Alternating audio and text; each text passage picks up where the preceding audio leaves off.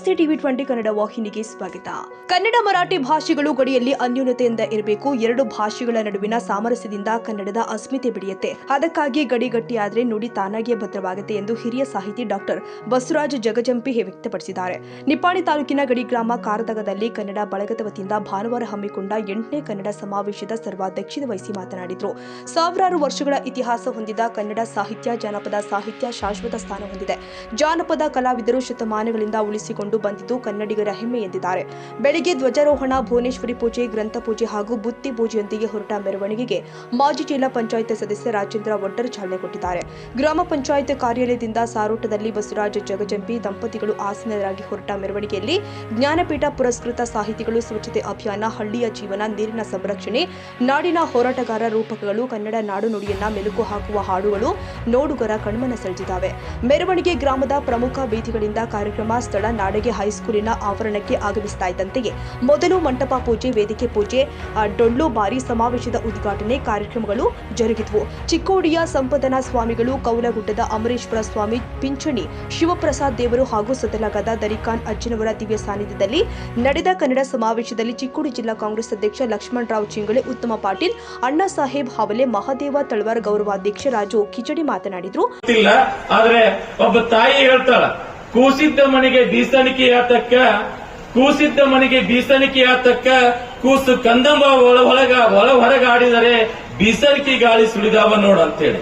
ಈಗ ನಾವ್ಯಾರು ಮಕ್ಕಳನ್ನ ಆಟಕ್ಕೆ ಬಿಡ್ತಾ ಇಲ್ಲ, ಎಲ್ಲರಿಗೂ ಮೊಬೈಲ್ ಕೊಡ್ತಾ ಇದ್ದೇವೆ. ಆವಾಗ ತಾಯಿ ಹೇಳ್ತಾ ಇದ್ರು ಜನಪದರು, ಆಡಿ ಬಾ ನನ್ನ ಕಂದ ಅಂಗಾಲ ತೊಳೆದೇನು ಬಂಗಾರ ತೆಂಗಿನಕಾಯಿ ನೀರು ತಗೊಂಡು ಬಂಗಾರ ಮಾರೇ ತೊಳೆದೇನು ಅಂತೇಳಿ.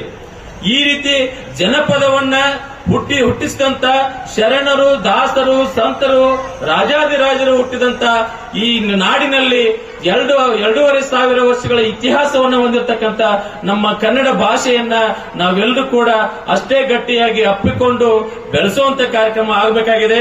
ಆ ಒಂದು ನಿಟ್ಟಿನಲ್ಲಿ ಕಾರದಗ ಗ್ರಾಮದಲ್ಲಿ ಕನ್ನಡ ಬಳಗದವರು ಮಾಡತಕ್ಕಂತ ಕಾರ್ಯ ಬಹಳ ಶ್ಲಾಘನೀಯ ಮತ್ತು ಪ್ರಶಂಸನೀಯವಾದಂತದ್ದು. ಇವತ್ತು ಕನ್ನಡಕ್ಕೆ ಯಾವುದೇ ಅಪಾಯ ಇಲ್ಲ ಅಂದರೂ ನಾವು ಕನ್ನಡ ಶಾಲೆಗಳಿಗೆ, ನಮ್ಮ ಮಕ್ಕಳೆಲ್ಲ ಕನ್ನಡ ಶಾಲೆಯಲ್ಲಿ ಓದಿದ್ರು, ಅವರಿಗೇನು ಕಡಿಮೆ ಇಲ್ಲ. ನಾವು ಅಕಸ್ಮಾತ್ ಕನ್ನಡ ಶಾಲೆ ಸೇರಿದವರು, ಯಾಕಂದ್ರೆ 56ನೇ ಇಸ್ವಿ ನಮ್ಮ ಪ್ರವೇಶ ಕನ್ನಡ ಶಾಲೆ. ಅದೇ ವರ್ಷ ಕರ್ನಾಟಕ ಮೈಸೂರು ರಾಜ್ಯವಾಗಿ ಪ್ರತ್ಯೇಕ ಮಾಡಿದೆ.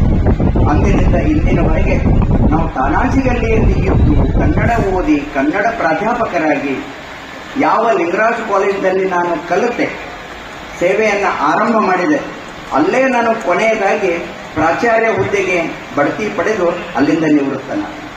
ಇದೆಲ್ಲ ಕನ್ನಡದಿಂದ. ಕನ್ನಡ ಇವು ಮನುಷ್ಯ ಏನ್ ಮಾಡ್ತಾನಪ್ಪ, ಲಿಂಗರಾಜ್ ಕಾಲೇಜ್ ಬಹಳ ದೊಡ್ಡದು ಅಂತ ಸಂಶಯ ಬಂತು ಕೆಲವರಿಗೆ.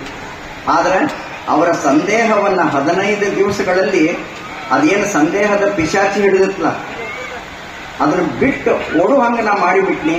ಅದಕ್ಕಾಗಿ ಇವತ್ತು ನಾವು ಅದನ್ನ ನೆನಪು ಮಾಡಿಕೊಂಡ್ರೆ ಕನ್ನಡದವರು ಇವತ್ತು ಎಲ್ಲಿ ಬೇಕಲ್ಲಿ ಕೆಲಸ ಮಾಡಲಿಕ್ಕೆ ಅವರು ಗಟ್ಟಿದ್ದಾರೆ. ಹಚ್ಚೇವು ಕನ್ನಡದ ದೀಪ ಅಂತ ನೀವು ಹೇಳ್ತೇವೆ. ಇವತ್ತು ಆ ಗೀತೆ DS ಕರಿಕೆ ಅವರು ನನ್ನ ಗುರುಗಳು ಬರೆದಂತಹ ಗೀತೆ, ಅಮೆರಿಕ, ಯುರೋಪ್ ಯಾವುದೇ ದೇಶಕ್ಕೆ ಹೋಗ್ರಿ ನೀವು, ಹಚ್ಚೇವು ಕನ್ನಡದ ದೀಪ. ಆ ಹಚ್ಚಿದಂತಹ ದೀಪ ಇವತ್ತು ನಂದಾ ದೀಪವಾಗಿ ಬೆಳಗ್ತಾ ಇದೆ. ಹಾಗಾದ್ರೆ ಬನ್ನಿ ಭಾನುವಾರ ಗಡಿಗ್ರಾಮ ಕಾರದಗದಲ್ಲಿ ಅದ್ದೂರಿಯಾಗಿ ನಡೆದ 8ನೇ ಕನ್ನಡ ಸಮಾವೇಶದ ದೃಶ್ಯವನ್ನ ಟಿವಿ20 ಕನ್ನಡ ವಾಹಿನಿಯ ವರದಿಗಾರರು ಸೆರೆ ಹಿಡಿದಿದ್ದು ನಾವು ತೋರಿಸ್ತೀವಿ ನೋಡಿ. ಭವ್ಯ ಪ್ರದೀಪ ಕಳೆಯುತ್ತಾ ತಾಪ ಬೆಳೆಸುತ್ತಾ ಸೈಪ, ಹೊತ್ತಿತು ಕನ್ನಡದ ದೀಪ, ಹೊತ್ತಿತು ಕನ್ನಡದ ದೀಪ. ಎಲ್ಲ ಕನ್ನಡ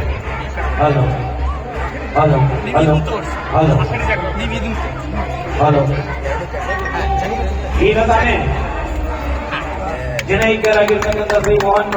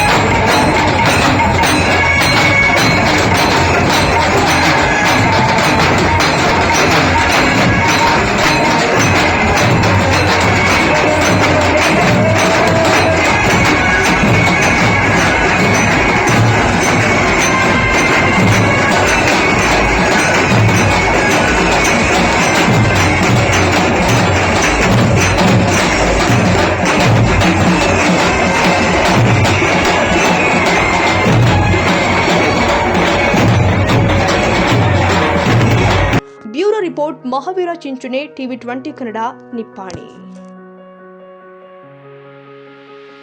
ಕನ್ನಡಿಗರ ಮೆಚ್ಚಿನ ನಿಮ್ಮ TV20 ಕನ್ನಡ ವಾಹಿನಿ ಇದೀಗ ಟಿವಿಯಲ್ಲಿ ಲಭ್ಯ.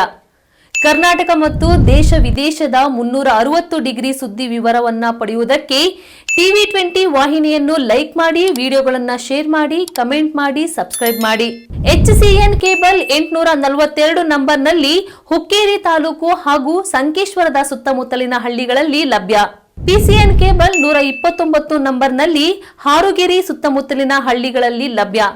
ರಾಯಬಾಗ್ ಡಿಜಿಟಲ್ ಚಾನೆಲ್ ಕೇಬಲ್ 80ನೇ ನಂಬರ್ನಲ್ಲಿ ರಾಯಬಾಗ ತಾಲೂಕಿನ ಸುತ್ತಮುತ್ತಲಿನ ಹಳ್ಳಿಗಳಲ್ಲಿ ಲಭ್ಯ. UDCN ಕೇಬಲ್ ನೆಟ್ವರ್ಕ್ ಉಗಾರ ಸುತ್ತಮುತ್ತಲಿನ ಹಳ್ಳಿಗಳಲ್ಲಿ ನಿಮ್ಮ TV20 ಕನ್ನಡ ವಾಹಿನಿಯೂ ಲಭ್ಯ.